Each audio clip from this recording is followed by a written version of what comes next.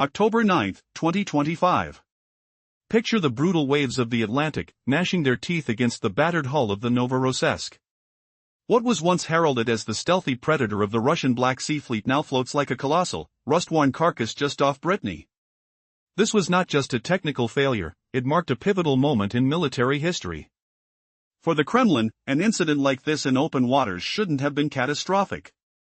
Yet, surfacing in a NATO-controlled zone? That was a different ballgame entirely. Suddenly, NATO was on high alert. A French frigate had picked up the unmistakable signals of the Russian submarine struggling on the surface. Their maritime command wasted no time announcing the sighting, presenting irrefutable photographic evidence, and clearly stating, "We are watching."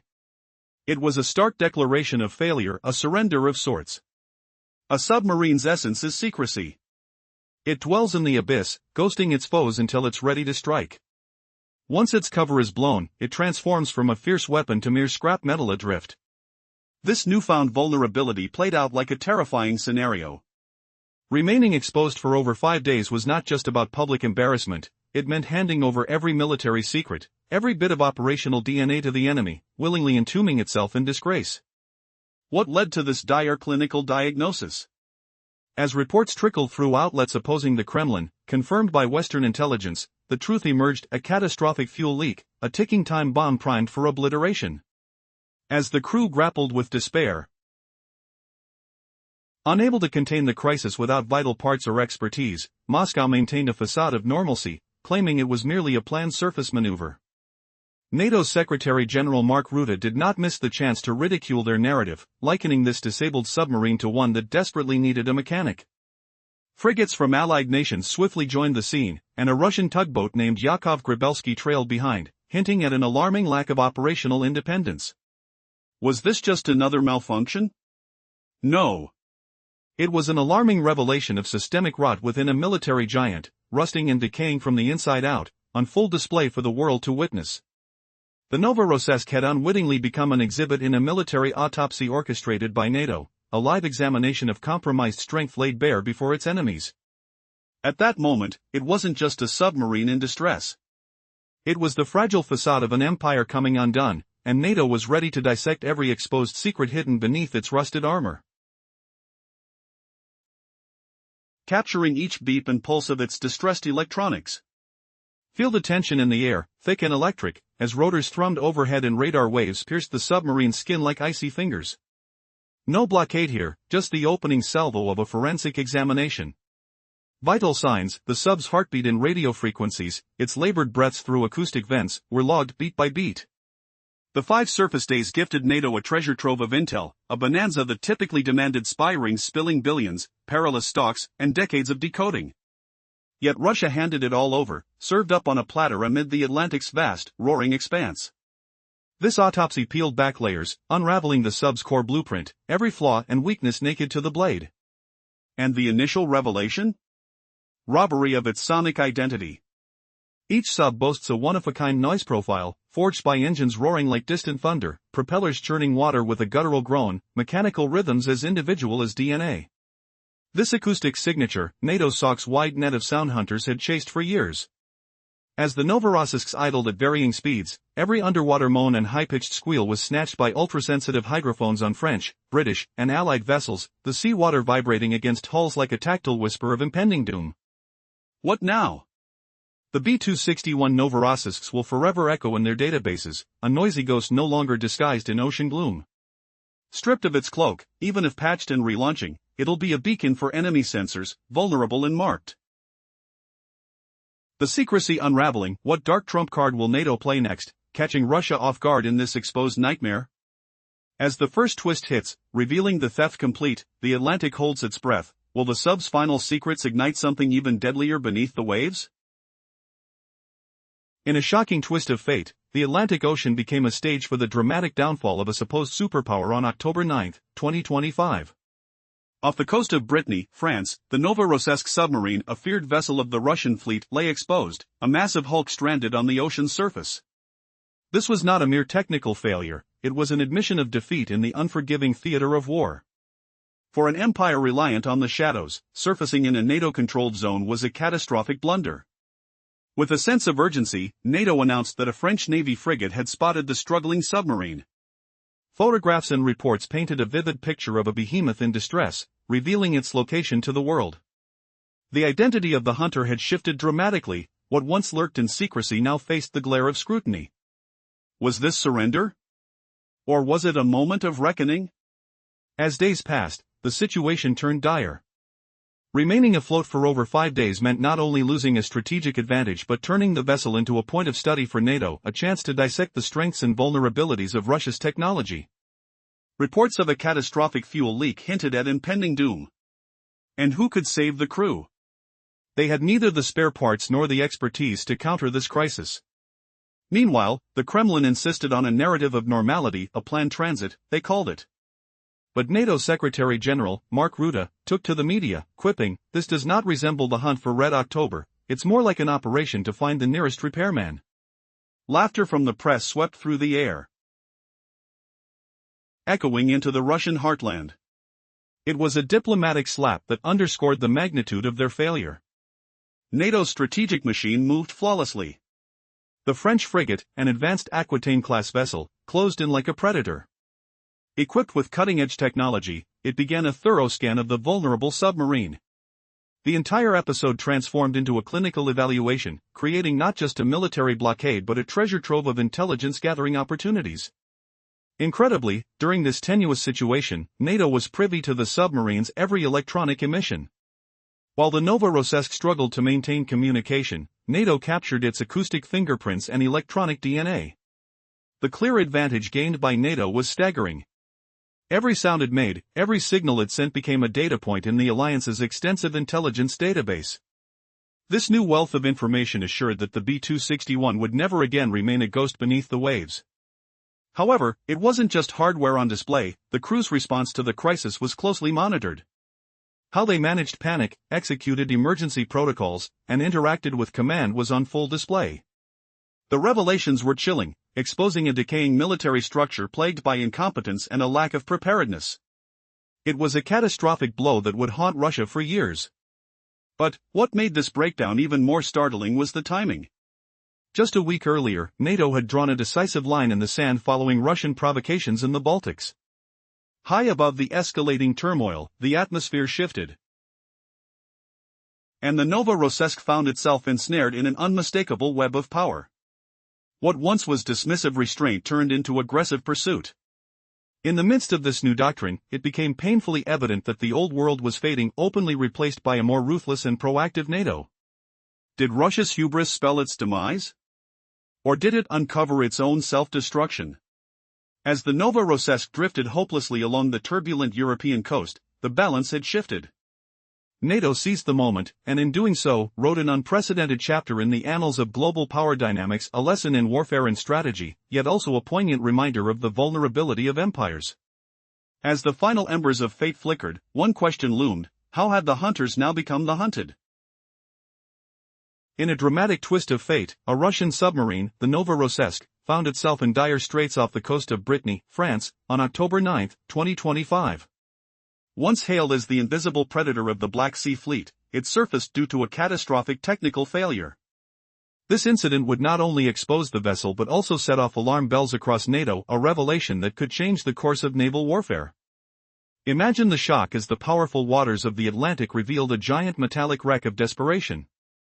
A submarine is meant to lurk beneath the surface, unseen and shrouded in secrecy.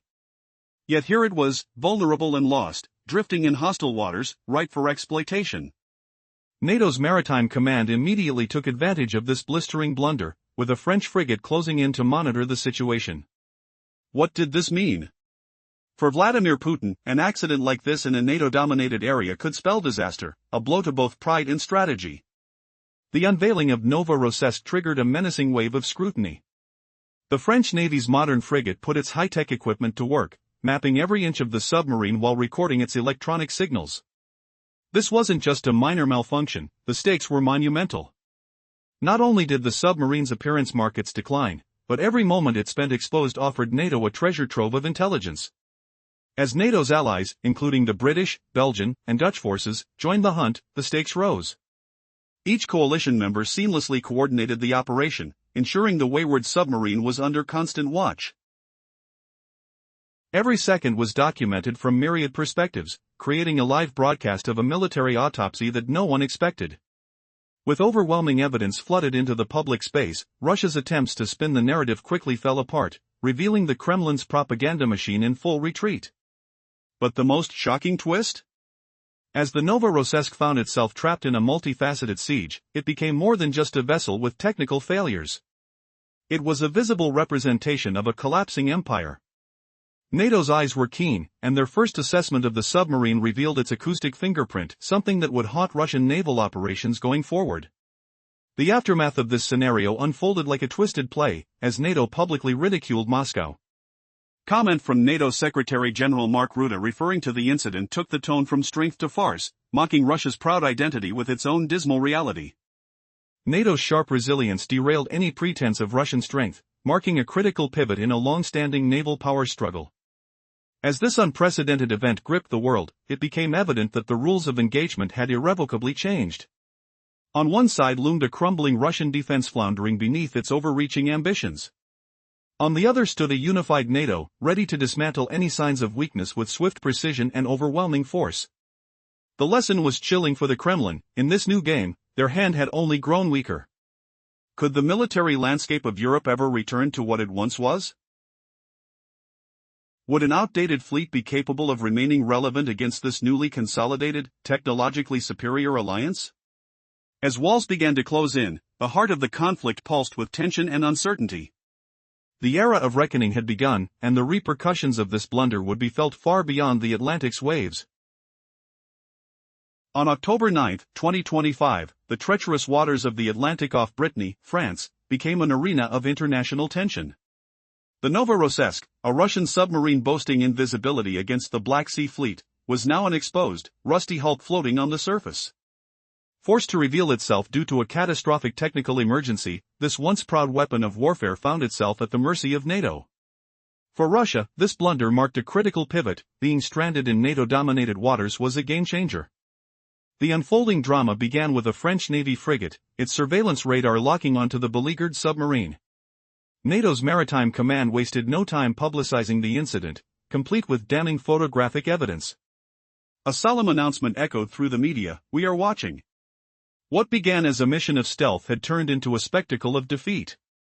The submarine's legacy of secrecy was shattered, replaced by a metal carcass, vulnerable and exposed.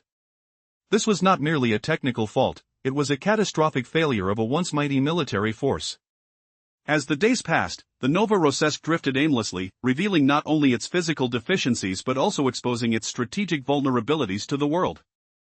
News of its distress signals reverberated through the Atlantic, provoking an immediate yet calculated response from NATO.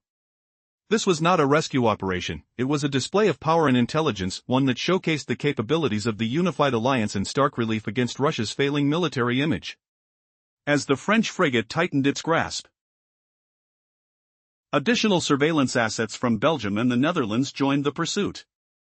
This coalition of naval forces turned the situation into a meticulously coordinated operation, with each ally tracking the submarine's pathetic movements, providing real-time intelligence back to NATO headquarters. In what seemed like a parade of shame, the Novorossiysk was ushered along the European coastline, the eyes of the world upon it. Every moment was captured, amplifying the display of collective military strength. The repercussions for Moscow were severe. As October 13 approached, what began as purely an operational failure spiraled into a public relations disaster. Defending its actions, Moscow clung to the absurd narrative of a routine exercise. Yet, this wobbly facade crumbled under the weight of irrefutable evidence. Civilian ships captured images, military aircraft monitored the scene, and NATO statements exposed the truth. With every crumbling excuse, the Kremlin's grip on its propaganda narrative weakened further, signaling a calamitous loss of credibility. Could this be the turning point for an empire gradually unraveling?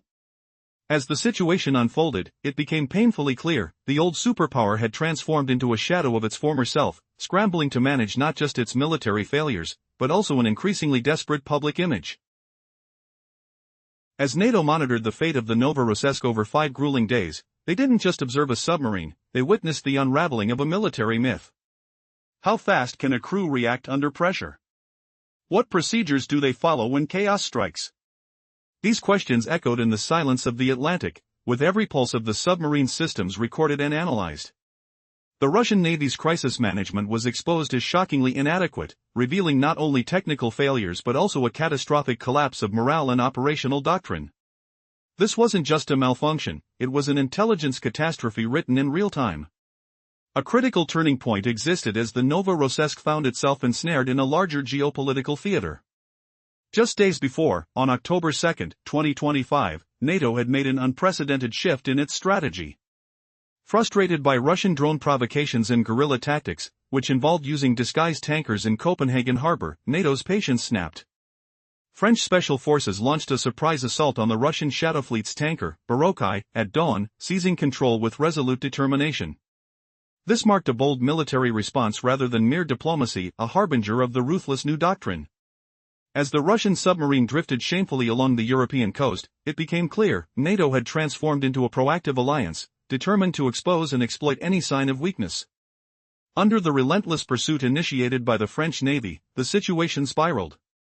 A British Type 23 frigate joined the hunt, followed by vessels from Belgian and Dutch fleets, collectively forming an unrelenting armada. Was this mere coincidence, or was it a carefully calculated operation designed to dismantle and diagnose a faltering empire? In the depths of secrecy, the mental strain of fear merged with tangible tension. The Novorossiysk's crew, now under watchful eyes, understood they were not just navigating military waters but facing the scrutiny of a coalition prepared to dissect their every move. The growl of machinery echoed within the metal hull, a stark contrast to the electric tension outside. Adrenaline coursed through them. What was left of their pride was caught in the grip of humiliation. With every passing hour, the operation turned into a meticulous autopsy. The data gleaned was invaluable, a complete understanding of the submarine's capabilities, acoustic signatures, and electronic vulnerabilities. Each heartbeat mimicked the rhythm of despair. Could they escape the clutches of their own failures? As NATO meticulously pieced together every fragment, the Novorossiysk became a ghost ship adrift in treacherous waters. But amid this chaos lay an unexpected twist, a revelation of the human condition. The crew struggled to maintain control. Their frantic consultations with the command center, and the fading hope of competence painted a vivid picture of a military on the brink of decay. As they faced the unyielding pressure of their adversaries, could they reclaim their honor, or was this the final curtain in a tragedy long unfolding? Stay tuned as we dive deeper into this unfolding drama, where every decision could lead to either redemption or total destruction. What awaits the Novorossiysk as it faces the full might of an alliance bent on exposing its deepest secrets? On October 9, 2025, the tumultuous waves of the Atlantic revealed a sight both shocking and humiliating. The infamous Russian submarine Novorossiysk, claimed to be an invisible threat of the Black Sea Fleet, lay exposed on the surface off the coast of Brittany, France. It was a floating monstrosity, a stark reflection of failure. What forced this undersea predator into the light? A catastrophic technical failure. Fuel was leaking uncontrollably, poised to ignite a disaster that could annihilate the entire crew and vessel in an instant. NATO's eyes were wide open, eager to unveil the secrets of the once mighty submarine. Through fleet communications, the organization broadcasted to the world, announcing the detection of a Russian submarine operating dangerously in a NATO-controlled area. The message was clear: we are watching. The ridiculing didn't stop there. The Secretary-General of NATO openly mocked, painting the Kremlin as a giant paper tiger caught in a net of its own making. As days passed, the Novorossiysk remained vulnerable, and its predicament morphed from a military malfunction into an extensive intelligence operation. NATO vessels, including French, British, Belgian, and Dutch warships, formed a relentless encircling force, transforming the operation into an intricate ballet of surveillance. Each moment, meticulously documented, each signal, analyzed under the unforgiving scrutiny of advanced tracking systems. The submarine slowly drifted, a captive of its own weakness. In a display of unity, NATO showcased the collective might of its combined forces. And the message echoed across the Atlantic: Russia's illusion of power was shattered. It became painfully evident, the sub was no longer alone. Every maneuver, every sound, monitored by an alliance that had come together in response to Russia's aggressive stance. Behind this evolving crisis lay a diplomatic hurricane brewing. Mark Rutte, NATO's new Secretary-General, stood ready at the press conference, preparing to dismantle the facade. Russia's initial boast that the submarine was engaged in a routine training exercise unraveled as quickly as it was spoken. Damning photographs and real-time surveillance obliterated any pretense of credibility. Was the Kremlin entirely bereft of strategic confidence, reduced to lies against an indisputable reality? The heart-wrenching truth was that, in this moment, the Russian narrative collapsed. The propaganda machinery of Moscow, once so powerful, now faltered in the glaring spotlight of NATO's technological prowess. The world watched as Russia, pretending to stand tall, revealed itself to be in a state of panic, lost in the vast expanse of international waters. Each tick of the clock, each breath taken by the crew on that submarine became a symbol of vulnerability, meticulously recorded and analyzed by their adversaries. Every second counted toward a new era of warfare, one not fought with guns and missiles, but information and exposure. On October 9, 2025, the Atlantic's tumultuous waves revealed something shocking and humiliating. The notorious Russian submarine, Novorossiysk, once touted as an invincible weapon of the Black Sea Fleet, was exposed on the surface near Brittany, France. A colossal, rusting monster, it lay at the mercy of its surroundings. NATO watched intently as 5 agonizing days unfolded. They didn't just observe a vessel, they witnessed the unraveling of a military legend. How swiftly could the crew respond when chaos enveloped them? What emergency protocols would they follow? These questions resonated through the cold waters, as every thrum of the submarine systems was scrutinized and dissected. The Russian Navy's crisis management crumbled under scrutiny, revealing dire technical failures and an alarming collapse in morale. This wasn't just a malfunction, it was an intelligence disaster happening in real time. Only days prior, on October 2, 2025, NATO had pivoted its approach drastically. Tension had escalated due to relentless drone provocations by Russia, employing cleverly disguised tankers within Copenhagen harbor. Frustrated by these tactics, NATO's tolerance snapped. In a stunning military response, French special forces seized the Russian shadow fleet tanker Barokai at dawn. This marked a decisive shift away from mere diplomacy to outright military confrontation, signaling a brutal new strategy. As the Novorossiysk drifted shamefully along the European coast, the reality emerged: NATO had transformed into a proactive force, eager to expose and capitalize on any weakness. The relentless pursuit began with the French Navy's intervention, followed by a British Type 23 frigate and vessels from Belgium and the Netherlands, converging to form an unyielding armada. Was this merely serendipitous, or was it a meticulously orchestrated operation aimed at dismantling a faltering empire? In the depths of the submarine, nerves frayed. The crew felt the pressure of being observed by a coalition poised to dissect every move they made. The growl of machinery reverberated within the metal hull, contrasting sharply with the palpable tension outside. Every passing hour felt like an eternity, transforming their situation into an elaborate military autopsy. Data gathered during this operation was invaluable. NATO gained a rich understanding of the submarine's capabilities, its acoustic fingerprints, and its electronic vulnerability. With each heartbeat echoing despair, the crew wrestled with the haunting prospect of failure. How could they escape their own impending doom? The unfolding drama painted a vivid picture of a military on the brink. The crew's frantic attempts to regain control, their desperate communications with the command center, and the diminishing hope of recovering their competence unraveled a troubling narrative. Facing relentless pressure, would they reclaim their pride, or was this the tragic end of their story? Stay with us as we delve deeper into this gripping saga. What challenges await the Novorossiysk under NATO's scrutinizing gaze? Every decision could lead to redemption or total annihilation.